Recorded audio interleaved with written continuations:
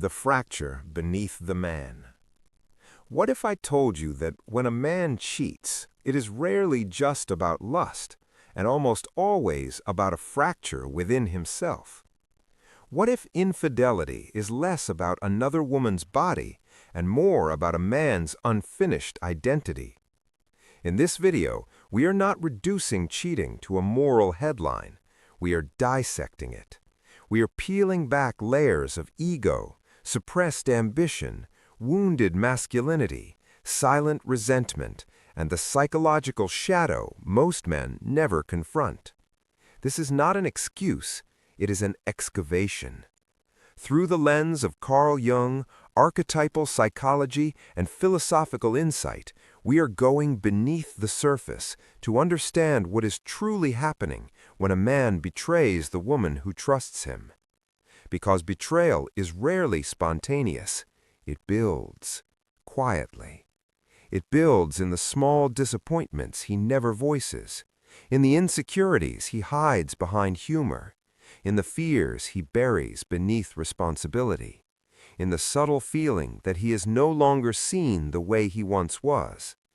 And when that internal pressure reaches a breaking point, it looks like a choice, but psychologically, it is often an eruption. The shadow most men never meet. Jung believed that every human being carries a shadow, the parts of ourselves we deny, repress, or bury because they do not fit the image we want the world to see. For men, that shadow often contains insecurity, emotional dependency, fear of inadequacy, sexual doubt, craving for validation, resentment toward responsibility, unlived ambition. From a young age, many men are taught a silent code: be strong, be controlled, be dominant, do not need too much, do not feel too deeply, do not admit weakness. But repression is not elimination. What happens to the fear of not being enough? What happens to the quiet anxiety of aging? What happens to the desire to feel admired, wanted, respected? It does not disappear. It waits. It settles beneath the surface of the personality. It hides behind productivity. It hides behind providing. It hides behind routine. And when it waits long enough, it erupts. When a man cheats, it is often not a calculated decision to destroy his relationship. It is the shadow forcing expression after years of neglect. The affair becomes less about the other woman and more about him, trying to reclaim something he feels slipping away, trying to feel powerful again, trying to feel significant, trying to feel alive.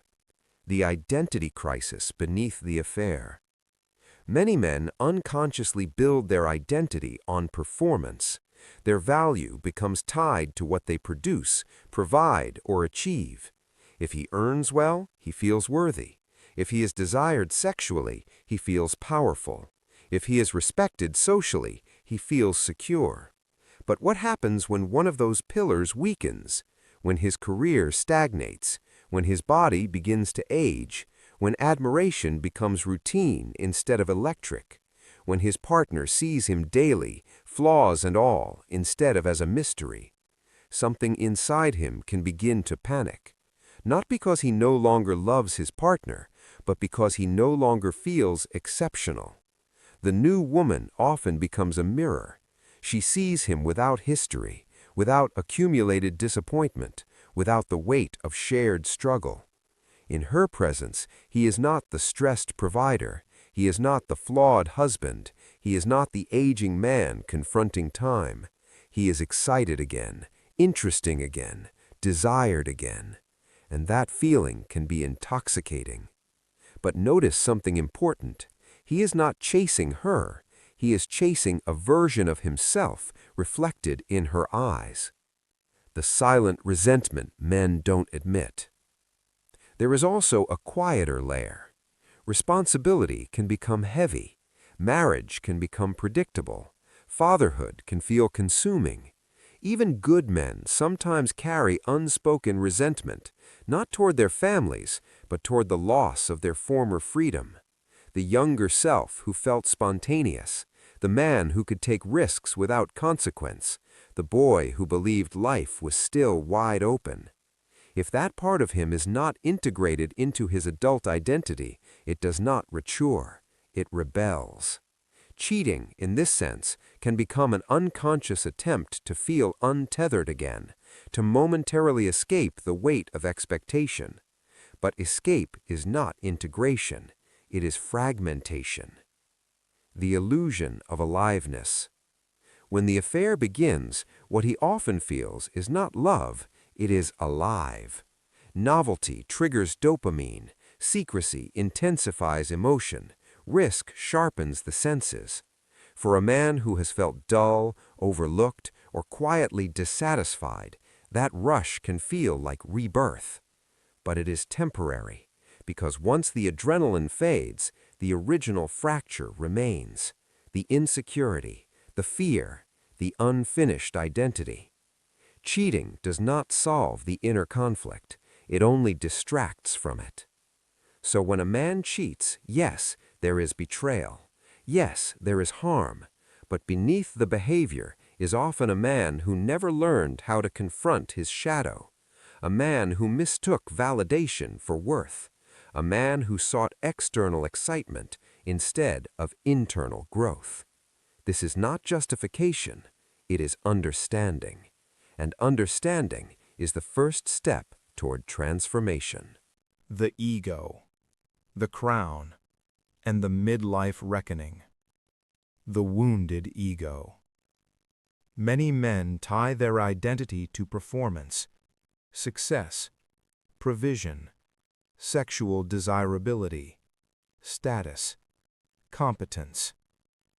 From an early age, a man is subtly conditioned to believe that his worth is measured by output, what he achieves, what he builds, what he earns, what he conquers. He learns that love is often linked to performance. Respect must be earned. Admiration must be maintained. Desire must be proven. Over time, these external markers become the scaffolding of his self-esteem. If he is succeeding, he feels powerful. If he is desired, he feels alive. If he is respected, he feels secure. But what happens when one of those pillars cracks? When his career plateaus? When a younger colleague rises faster? When aging sets in and his body no longer responds the same way? When admiration at home becomes familiar instead of electric? When intimacy shifts from passion to routine? Something inside begins to panic. Not loudly, not dramatically, but subtly. A quiet voice begins whispering, "Are you still impressed? Are you still wanted? Are you still becoming, or are you declining?" That quiet fear can feel unbearable. And this is where the affair often becomes symbolic. The new woman does not see his history. She does not see the mortgage stress, the parenting fatigue, the accumulated arguments, the daily vulnerabilities. She sees him in isolation, polished, confident, curated. In her presence, he is not the tired provider. He is excited again, capable again, desired again, strong again. She reflects back a version of himself he fears he is losing. This is why infidelity often spikes during midlife. Not because men suddenly become amoral, but because they feel invisible. Invisible to their partners, invisible to society, invisible to themselves. Psychologically, this is not just temptation, it is an identity tremor. Carl Jung described individuation as the process of becoming whole, integrating the parts of ourselves we have ignored, denied, or left undeveloped. But many men never consciously undertake that journey. They build careers, they build families, they build reputations, but they do not always build self-awareness. So when fear of aging or irrelevance surfaces, instead of confronting it, instead of asking deeper questions about purpose, fulfillment, and mortality, they anesthetize it with novelty. Novelty feels like vitality. Attention feels like renewal. Desire feels like proof. But it is temporary. The King and the Knight. Consider the archetype of King Arthur. Arthur represents order, structure, responsibility, the crown. He is the builder of kingdoms, the keeper of law, the symbol of stability. But within every king lives a knight, like Lancelot, representing passion, impulse, danger, and longing. The king builds the kingdom. The knight wants adventure. The king honors commitment. The knight craves intensity. Within every man, these two forces coexist. When life becomes dominated by responsibility, schedules, bills, obligations, predictability, the knight can begin to feel trapped. If vitality is sacrificed entirely for duty, something begins to rebel. The knight resents the crown. And when that tension is not consciously integrated, it expresses unconsciously. Through secrecy, through risk, through forbidden desire. Infidelity becomes rebellion against routine. Not necessarily rebellion against his partner, but rebellion against the life that feels predictable, contained, and aging. The midlife crisis. It's not about youth. When a man cheats in his 40s or 50s, society often dismisses it as cliché. But psychologically, it is frequently a confrontation with mortality. The questions rise quietly but persistently. Is this all I am? Is this all there is? Am I still desirable? Do I still matter? Midlife forces a man to see time differently. He realizes there are more years behind him than ahead. Dreams once postponed may never be realized. Opportunities once assumed may never return. Instead of sitting with that discomfort, instead of grieving lost youth or redefining purpose, he seeks proof that decline has not begun. A younger woman becomes symbolic, not because she is superior, but because she represents time moving backward. Her attention suggests he is still relevant. Her desire suggests he is still powerful. Her youth suggests he is not yet fading. The affair, then, is not about her. It is about mortality. It is about fear. It is about refusing to feel obsolete. And until that fear is confronted internally, no external validation will ever truly silence it. The boy, the chaos, and the reckoning. The double life, the provider and the boy. A man may be a husband, a father, a provider, a leader. He carries responsibility on his shoulders. He wakes up early. He handles pressure. He makes decisions. He protects. He performs.